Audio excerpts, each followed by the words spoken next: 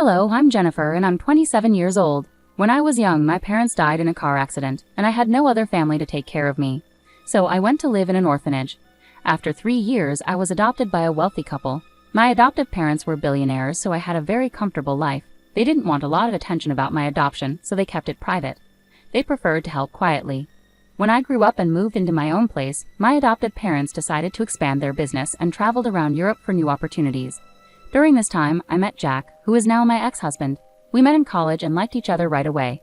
Jack was cheerful and caring, and the more we talked, the more I liked him. Our dates eventually led us to become a couple. We had a great relationship, but there was one issue. Jack's family didn't like me. The first time I met them was right after Jack and I graduated from college. He waited until we both had good jobs and were settled in our lives before introducing me to his parents. Jack had warned me that his parents could be a bit judgmental about their children's partners, so he wanted me to make a good impression. I didn't mind, but I was very nervous about meeting them. By the time Jack introduced me to his parents, we had been dating for 4 years and were already engaged. I figured this might be a problem for his parents since they hadn't met me as his girlfriend.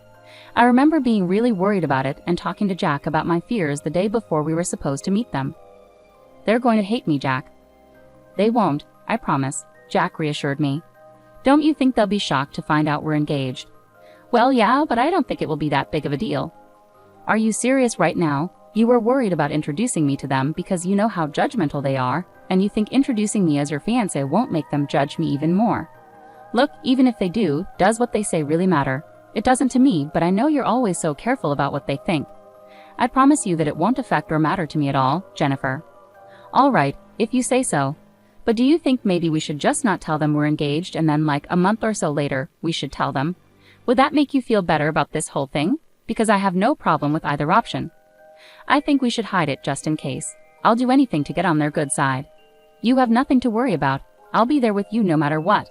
"Thanks, Jack." The reason I was so anxious was because every time I suggested Jack tell his parents about me, he made a big deal about them not approving. Now I understood why. Jack's family was very wealthy and loved luxury. They wanted the same for their children and only accepted their dating choices if they came from wealthy backgrounds, equal or richer than theirs. Compared to their lifestyle, mine wasn't rich at all. I hadn't told Jack about my family because I didn't see the point. When I finally realized why he was so insistent on keeping me hidden from his parents, I felt it was even less necessary for them to know about my background. I wanted them to like me for who I am, not for my family's money. Naively, I believed they would appreciate me that way, but I was wrong. We decided to meet Jack's parents at a fancy restaurant. Jack held my hand as we walked in. I wore my engagement ring on a necklace to keep it close but not obvious. When we reached our table, his parents already seemed annoyed. Jack warned me they were strict about punctuality, and we were 2 minutes late. Not a good start. His parents gave me a quick look of disapproval and then ignored me while they talked to Jack. I felt really small in their presence. The longer they ignored me, the more I wanted to leave. I kept quiet until Jack finally introduced me. "Mom, Dad, you can't just talk to me. This is my wonderful girlfriend, Jennifer." "Oh, hello. It's a pleasure to meet both of you," I said. "Hi. I wish I could say the same." "Mom, what?" "I'm just telling the truth. So Jennifer, Jack mentioned you both met in college. Is that correct?" "Yes, we did. We had some classes together." "And how did you manage to afford that college? It's known for its high tuition and selectivity." "Dad, that's enough." "Jack, don't speak to your father like that. He's asking a reasonable question. Jennifer, please answer." "I had a full scholarship. I'm really grateful for the opportunity because I learned a lot and met Jack, which has been wonderful." "Well, meeting Jack must be one of the best things that's happened to you. He's wealthy and you seem to need that kind of money. At least you're smart because your looks aren't all that impressive, you know." "You know what? That's enough. We're leaving. Come on, Jennifer." Jack grabbed my hand and we walked out. I was shocked by how his parents had treated me. It was hard to believe that people could be so openly mean to someone's face. I was too stunned to even process my feelings. The car ride home was silent because Jack was furious. When we got home, Jack made sure I was okay, but honestly, I didn't know how to feel at that moment. I had dressed nicely and behaved politely. I didn't order anything extravagant, yet Rose and Tom had already formed their opinion of me without even talking to me. After that incident, Jack didn't speak to his parents for a while. They texted him, accusing us of disrespect for leaving lunch early. Jack didn't reply until a month later when he texted them to announce our engagement. After threatening his parents with no contact if they opposed me, they'd offered to pay for our wedding under the condition they made all the decisions. Jack and I didn't want that, so we chose to elope instead. My parents, who were in Europe, were supportive and even sent us a generous gift. Jack was surprised by the expensive painting they sent, but I didn't think much of it given their wealth. After getting married, we attended a party hosted by Rose and Tom to celebrate their anniversary. Despite their previous disapproval, I was actually glad they invited me. However, when we arrived, I was completely ignored by everyone there. It was more humiliating than being ignored by just two people. I stuck close to Jack, but no one made an effort to talk to me. If I tried to join a conversation, people either ignored me or walked away, or they continued chatting with Jack without acknowledging me. By the end of the night, I was in tears. I felt humiliated and deeply hurt by everyone's behavior. The crowd asked Rose and Tom to give a speech, and as they spoke, I felt increasingly exhausted and just wanted to leave. However, their speech began with gratitude for everyone in the room except me. It felt like a series of jabs directed at me, which the guests found amusing. Unable to bear it any longer, I got up and left. I took an Uber home, crying the whole way until Jack returned. When he arrived, he seemed upset and frustrated. "Why did you walk out like that? Do you realize how embarrassing that was for me?" "What? What are you talking about?" "Don't pretend you don't understand, Jennifer. I had to endure my parents yelling at me and the guests pitying me for being with you." "Are you serious? What about how humiliating it was for me?" "Come on, Jennifer, you could have toughed it out for one night. It was my parents' anniversary after all."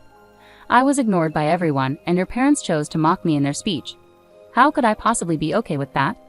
I'm not saying what they did was right, but you could have just endured it. I would have talked to them about it afterward. What good would that have done for me? I don't like being in situations where I'm humiliated. Everyone was laughing at me. You've never experienced that, so it's easy for you to brush this off. My parents and I expect an apology from you." "I'm not apologizing unless they apologize to me first." "You want an apology? I don't see why I should apologize to you. You've always defended me before. Why is this any different?" "This is different because you embarrassed my family in front of everyone. And your parents humiliated me, your wife, in front of all their guests. Maybe my parents were right about you. You're impossible." With that, Jack went to sleep in the guest bedroom. I couldn't understand why he suddenly changed his attitude. Was it really that hard for him after I walked out? He always defended me, especially when his parents criticized me. For me to leave should have shown how hurt I was, but Jack didn't seem to care about that. Jack continued to give me the silent treatment for the next week.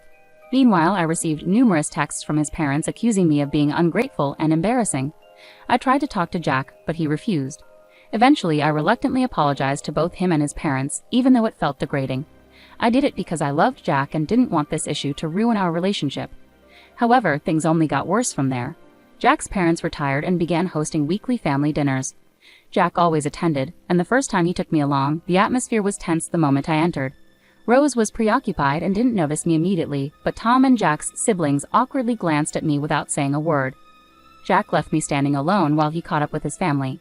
When Rose came downstairs, she saw me and immediately stormed over in anger. "What are you doing here?" "Excuse me?" "No, I won't excuse you. Why are you in my house right now?" "We were invited for dinner." "Wrong. I invited Jack because this is a family dinner." "I'm Jack's wife, so I'm part of this family, right?" "Absolutely not. Someone like you, an orphan, has no place in this family." "What? You thought you could keep that detail from us? We do background checks on our children's spouses, and you don't measure up to our standards. I will never accept you here." "Why not?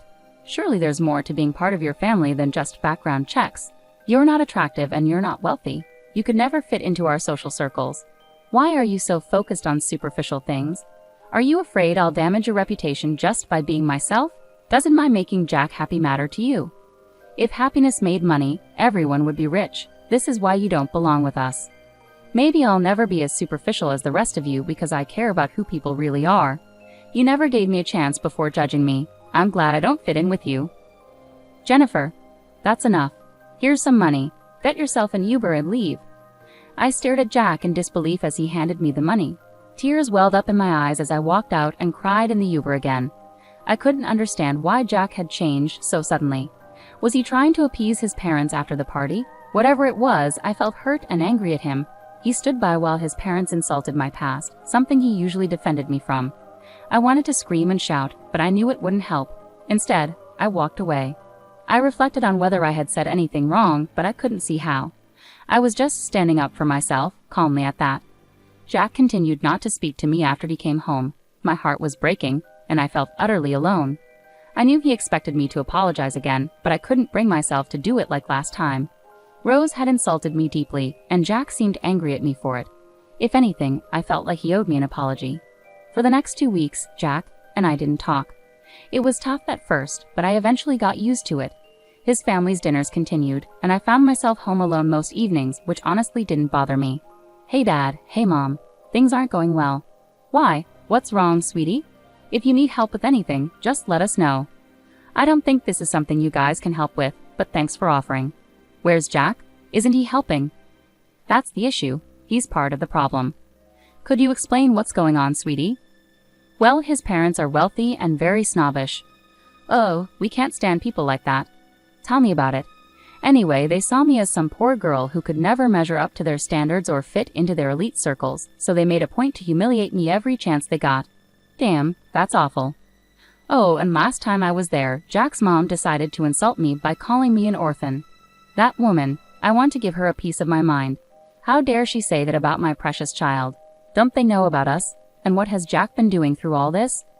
I didn't tell them about you guys because I knew it would change their opinion of me, and I wanted them to like me for who I am, not for my background.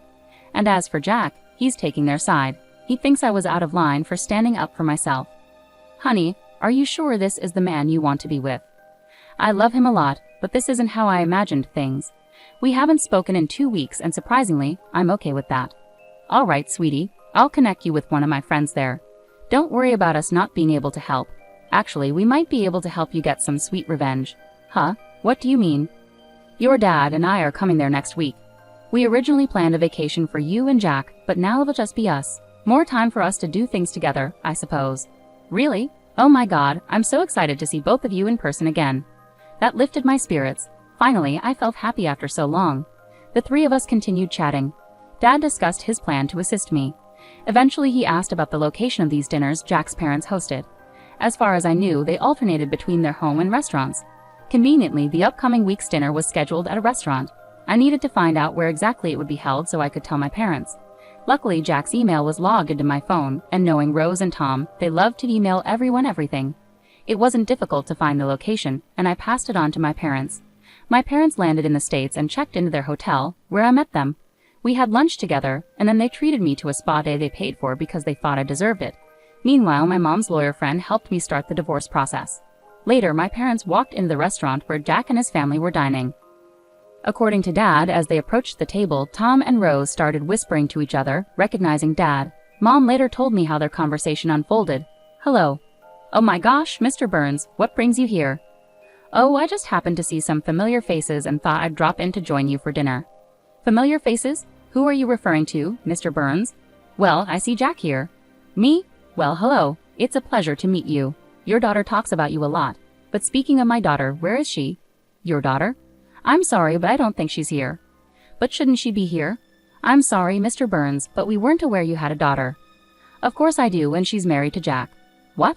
I'm sorry, but I think you're mistaken. Yes, his wife's name is Jennifer, and she was an orphan. Yes, I do know that, and that's why we adopted her. Excuse me, you're her dad. Yes, and from what I see, she isn't here. She's been telling me there have been issues with her in-laws, and now I understand what the problem is. It's you. No, she was the one who kept this major thing from us. If we had known, we would have treated her differently. She didn't want you to treat her nicely because of her background. Anyway, she asked me to give this to Jack. With those words, my dad handed Jack the divorce papers and walked out. Afterward, it only took a few phone calls from many investors to withdraw their support from Tom's business. Their empire quickly crumbled, and nothing was more satisfying than seeing them fall to the levels they once ridiculed. I received numerous texts from Jack's family, hurling insults at me, while some begged me to intervene and undo what my dad had done. Thankfully, Jack signed the divorce papers without any resistance. Afterwards, my parents and I went on a long vacation. I had an amazing time and started to heal slowly. Losing the love of my life hurt, but I also learned the importance of standing up for myself. I'm deeply thankful to my parents for everything they've done, and I'm excited to see what else life has in store for me.